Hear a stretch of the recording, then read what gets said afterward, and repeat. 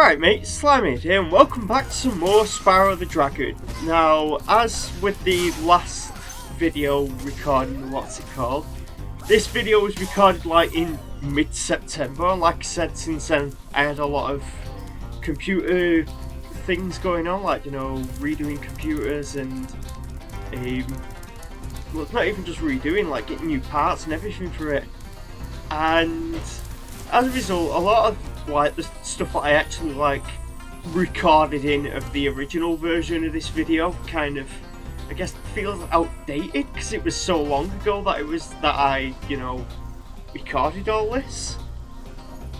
So anyway, I think I actually addressed like some of the ideas I'm playing around with, you know, for my channel in the last video. So if you want to see that, go check out that video or something. And I guess with this one, I'm just gonna have to ramble on about whatever I can think of, other than the fact that for some reason I'm doing a boss level here.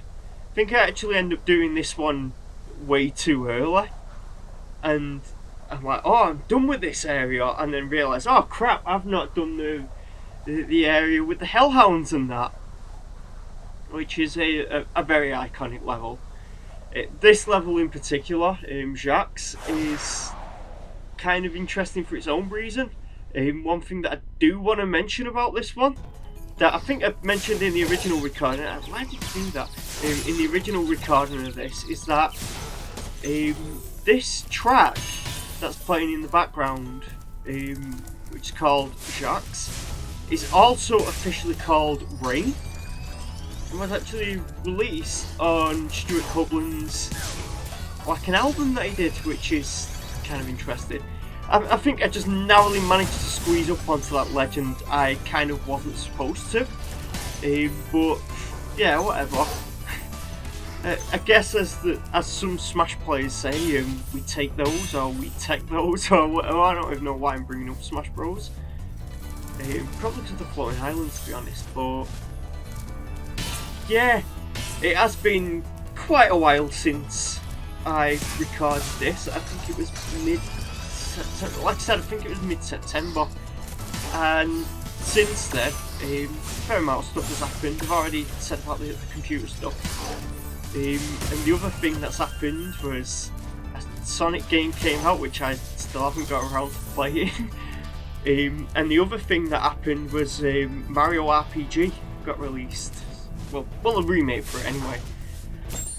And I think I've already said in the Final Fantasy video, which you guys are going to have to remind me to get back to recording the Final Fantasy stuff, because it has actually been, you know, like I said, quite a while, like since, why can't I get that guy? It's since like mid-September, whenever I last, you know, recorded, and I've just been kind of like on and off recording since the whole computer thing happened. But like I was saying, Mario RPG came out, and because I've always heard a lot of good things about it, I thought, you know what, I'll get it. And it's probably like, I don't know how to put it, but it's like one of the most, any advice before this battle? like 1990s Square Enix feeling games I have ever played that hasn't been Final Fantasy. Now obviously you do have a lot of like Final Fantasy elements in it, because it is, you know, by the same developer, but it has that feel to it. It's got a very specific feel to it. Now I am going to be mentioning, you know, some spoilers for the game, which I don't even know why I'm prefacing this, because it's like, it's not like the game is like only been out a few months. It's legitimately a remake of a game that's been out since the mid-1990s, so I don't even know why I'm treating it like it. I'm here saying, oh, the spoiler alert. Meanwhile, literally about 3 hours earlier, I was talking about a spoiler of a game that isn't even officially out yet, as of editing this video, like for Tekken of all things, because yeah, the leaks are out there. So if you are a Tekken fan and you don't want to get spoiled, heads up. It depends on when this video goes up though.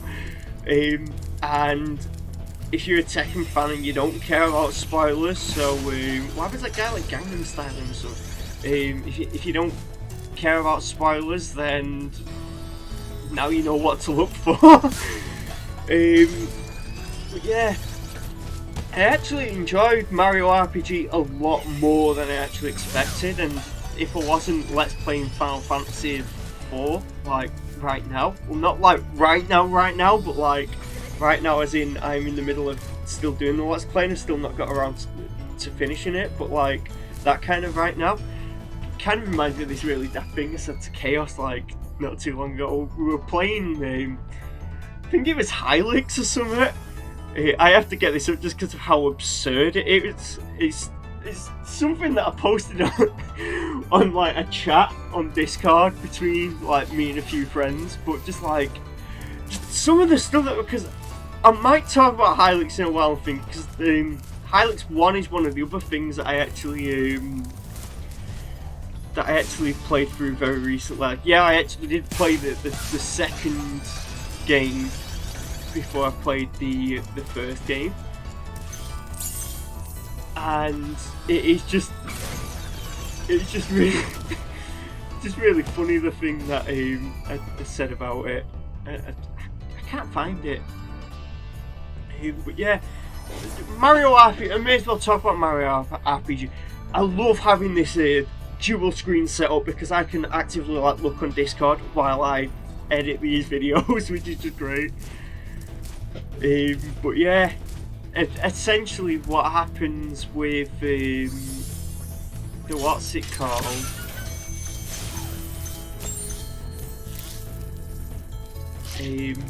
Mario RPG is I really enjoyed the game a lot more than I anticipated, and obviously I really like the Culex thing, which is really funny because I actually we were really debating about Culex. I made like this is a daft really me thing to do, but like on Discord which by the way, if you're wondering, oh, do you have a Discord link? No, I'm not giving you one.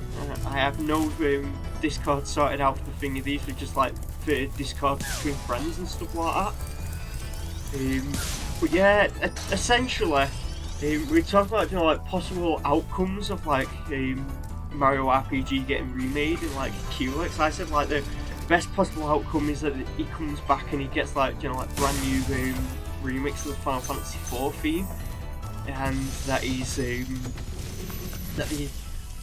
bring him back. It doesn't really matter like what they do with it, as long as they like bring him back, and that was the best possible thing. Yeah, and then like the worst possible outcome was that they made some like brand new boss and just like scrubbed all Final Fantasy reference out of the thing. Yeah, that'd be like the worst outcome. But yeah, somehow my expectation of what was the best hypothetical outcome of the Culex thing, because I honestly didn't think that Square was even going to deliver. But not only did they deliver, but they like straight up exceeded all expectations out of it. Because not only did they bring it back in his original form, they also just like straight up gave him a rematch where they gave him like a 3D model and everything. I just thought that was like absolutely brilliant. That I actually just thought that was a really cool idea. And they also added like boss rematches and that, which was pretty neat. I actually, even though the story is like very simple and very goofy, I actually really enjoyed it. And I think that's one thing that I kind of miss about some games, to be honest, is that they'd have stories that were, you know, basic yet still enjoyable. They weren't like something too crazy, but you could still like really get into it. Like I quite liked how the whole Smithy gang's like their entire deal was, let's put weapons in the Mario world, and Mario games typically don't have weapons. Although I have recently seen like an official render of like Princess Peach with a gun. It's not like she's actually like, firing the gun, but it's like she's got like a gun in her pocket or something, like because she's a cowgirl. And we were talking about that earlier. How I don't think we even mentioned Peach with a gun. I think we were just talking about how they brought it back from like Mario Party or something. Which I think one in Mario Party might have actually had an actual gun, to be honest, but yeah, one thing I actually do like with the Mario RPG that I don't really see a lot of people bringing up is how you can actually change the music modes. I think more games need to do that, where you can play in the original like game OST that was, you know, of the original version, and then the modern take. Because if I'm gonna be honest, the modern take of Booster's theme just isn't as crusty and gross sounding, which, even though that sounds like a really weird thing to say, it drags the theme down slightly by not being crusty and gross sounding. Because I think that the crustiness and grossness just like, ignore me like repeatedly falling to me death in a very large empty void. But yeah, the crusty and grossness of his theme really added to the character, because he just looks like the kind of character that would be crusty and gross. So his theme sounding crusty and gross just really like suited him. But yeah, I've really enjoyed it. In fact, I liked the Smithy Gang a lot more than I was expecting. I just thought they were going to be like really goofy villains, but like, it was one of the things where just how different they were from regular Mario characters like made them stand out. And I did actually like a bunch of the non-Smithy Gang characters. Like Johnny was a great character as well, and Dodo was great as well. I don't know why I tend to really like characters who are kind of either characters who are like cool for the purpose of being cool, or characters who are just straight up idiots. Bonus points if they happen to be both at the same time, like Karina and Jean-Pierre Polnareff and stuff like that. But yeah, I've really enjoyed Mario RPG, and like I said, it is on the list of games that I do actually want to play for this channel at some point. But speaking of games that I might play for this channel at some point, I was actually throwing this idea around with Chaos. I don't know if I will actually do it, but I had this really stupid idea that like, Hylix is a game that you really can't just explain to people. It's one of the things that it makes more sense if you actually play the game. And I thought, precisely for that reason, why not I like play the game but then describe what happens to Chaos, and then have Chaos try and figure out what the hell I'm actually on about. Or like, even if it's not like Chaos, but like maybe Lucario or another one of my friends or something, just like try and interpret what the hell is going on, and then whenever they actually see the finished edited video, they're like, oh, what? And just like leave them completely confused even more. Because I remember like, this was well over a year ago now, but I was playing Hylix. I think what had happened is, me and Chaos were playing Salmon Run, and I'd done like the quota for that day. Got the 24,000 points, I believe, and Chaos was like, well, I'm gonna stay on and just gonna keep going and just get a load of like money or whatever on this game, because that's all he ever does in Splatoon. He tends to just only ever play Salmon Run. There is the odd occasion where I get him to play like Turf War, but that's mainly like for Splatfest. But he is a big Salmon Run fan. But essentially, I decided, right, that's it. I'm halfway through playing Hylix 2 right now. I'm going to actually finish it up.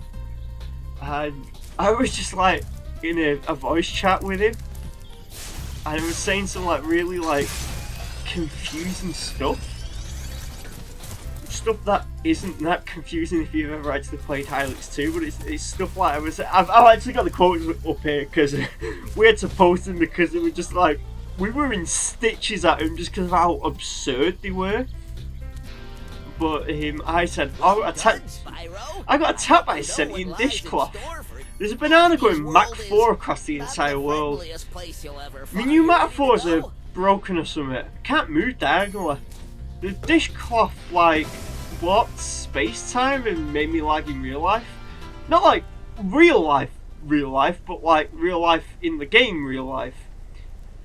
I think what's fun, I can't even read my own quotes here.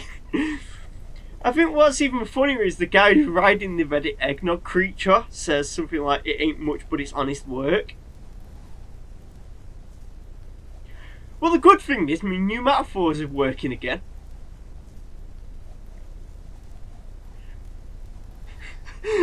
I've just scrolled down like trying to read all these daft quotes that I've had. I don't even know why I'm doing this. Like, yeah, we're at the final world actually. Maybe I did do Dark Passage and I just wasn't thinking straight. But yeah, we're at the final world, and here's the famous rats from the rat proxy, and there goes the famous rats from the rat proxy. Well, I just got caught off guard by this discussion here where I said it's only an hour, but it's an hour of just and I don't even remember the context of why I put that.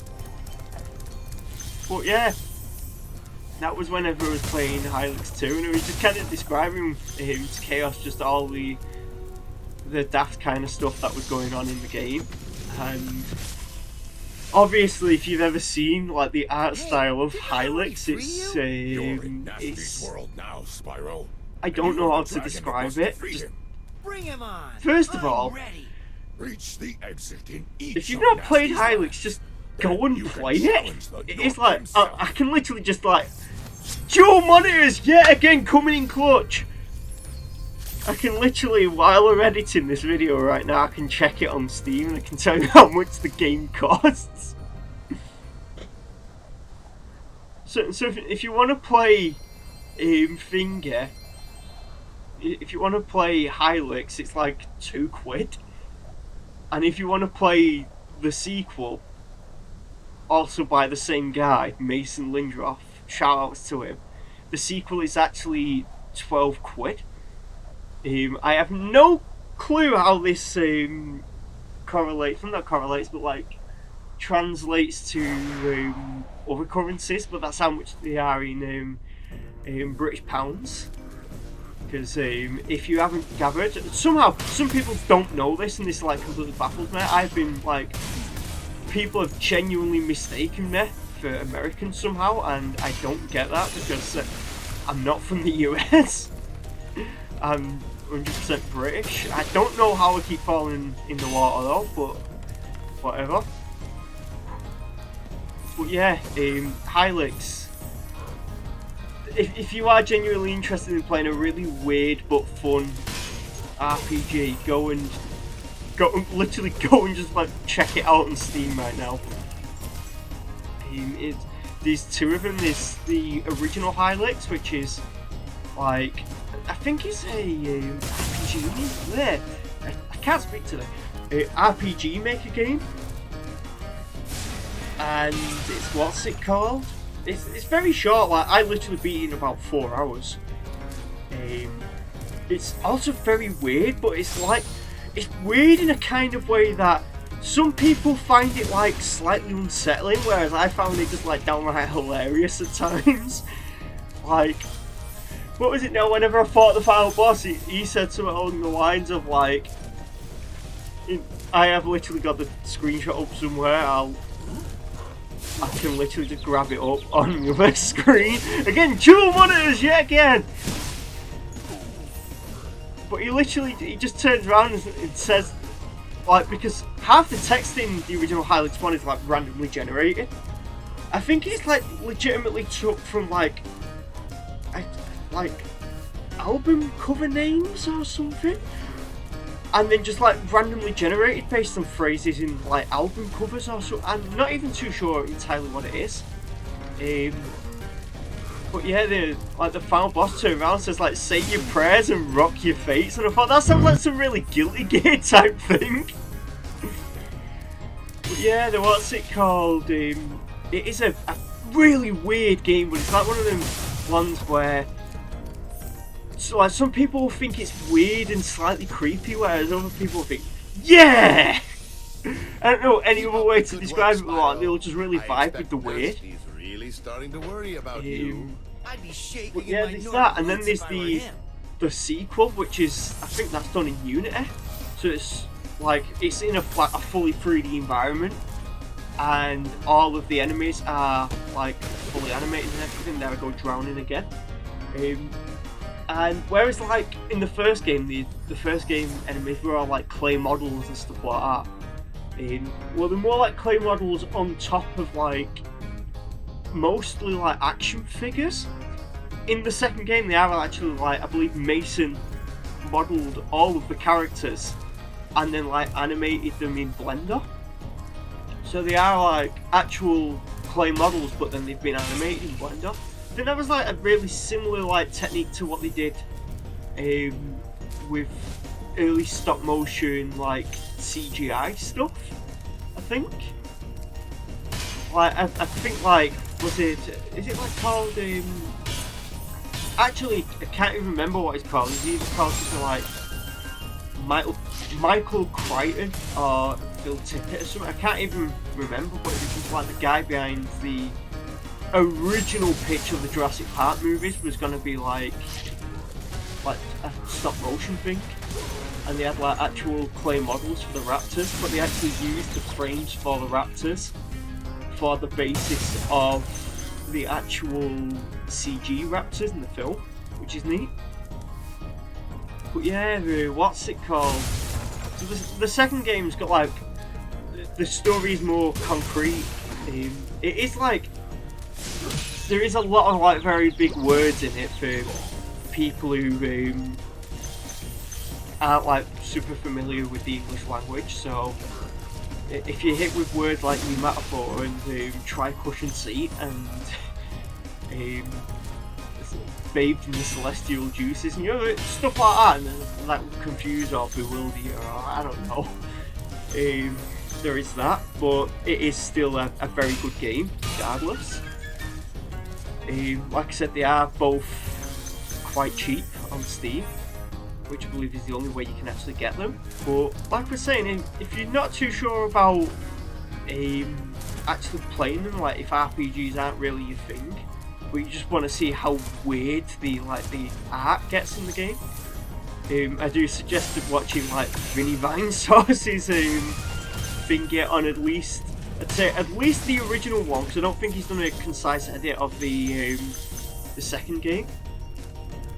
But because there is like you get an idea of just how weird the game is, and then on top of that there's just like some genuinely really funny humour as well that he has, like the whole corn cultists that he does. But yeah, I've recently played through Hylix 1, completed it in like I said, about 4 hours, and I think it was like 2 hours playing the game, then I went to the shop and got like chocolate buttons or something, and then came back and thought, you know what, I'll finish the game. But yeah, which by the way, speaking of games, back on the Spyro stuff, if you haven't noticed, we are encountering the same dragons again. That's not the developers getting lazy, there's like a story reason for it. Basically the dragons kind of wanted to fight back, I believe, and got trapped again. I think Spyro actually calls them out for that, which is fun. I like this area down here though, because you can just do this. I don't know why, like, no matter what game they put it in, but whenever there's like lines of TNT that you get to blow up, it is always satisfying. And then you get like something similar here where you get to like headbutt the barrels like these guys, and I believe, oh yeah, it homes in on them. I was going to say, I think there's one later on where you can get like multiple killed at once. I think I did at one point try and hit the rat. But yeah. So there's like, I don't know, advertisement for Hylix, I guess, completely unprompted. But yeah, that's a game. Now, one game I am actually like really curious as to play is Paper Mario and the 1,000-Year Door. I did believe it was coming out around like 12th of January. I don't know where I heard that from, but 12th of January has passed by literally like 12 days ago as of editing this, and still no Paper Mario or Cardboard Luigi or Styrofoam Yoshi or whatever the hell happened with that barrel. Oh, that one. Yeah, the what's it called? I am saying, but yeah, a fair amount, because I am just trying to think of stuff. It's better than just saying every 2 seconds, which I've probably done a lot of. It's just like I can see the time counting down on this, and it's got like 2 minutes left, and I just don't know what to say while I'm finishing up this what's it called. Other than we are now in the final world of this, like, well, final hub world anyway. This isn't the final level. There is a few more that I have to do after this. I think it's like the next level is the one with the infamous platoon guns, which I'll probably cover in the next episode. Why am I missing the gem anyway? It's going to be one of the things where I have to backtrack throughout the entire level to find it. Oh, never mind, it's just right there. But yeah, there we go again. I need to stop myself. I need, like, one, a sense of direction, because evidently I don't know where I'm going. And two, I need to, like, think of something to say that isn't just, but yeah, times 10. Because, like I said, there is approximately at this point in time, there is like 40 seconds left of this video. To be honest, I really should just like start signing off here. So, if you liked yet again another mess of a video, it's probably going to be like this for the rest of this series because I didn't record it that long ago. If you like this video, don't forget to comment, like, rate, subscribe, hit the bell, drink some water, or whatever stuff YouTube is doing right now. Let me just get, like, stare at Twilight Harbour and grab this gem or whatever. Don't forget to do all that stuff, so like, rate, comment, subscribe, and whatever else YouTube throws at you, because I don't know what the hell is going on the platform. And I'll see you guys sometime next time. I don't know, maybe in the next few days, maybe in a week or so. I'll see you guys next time. Bye!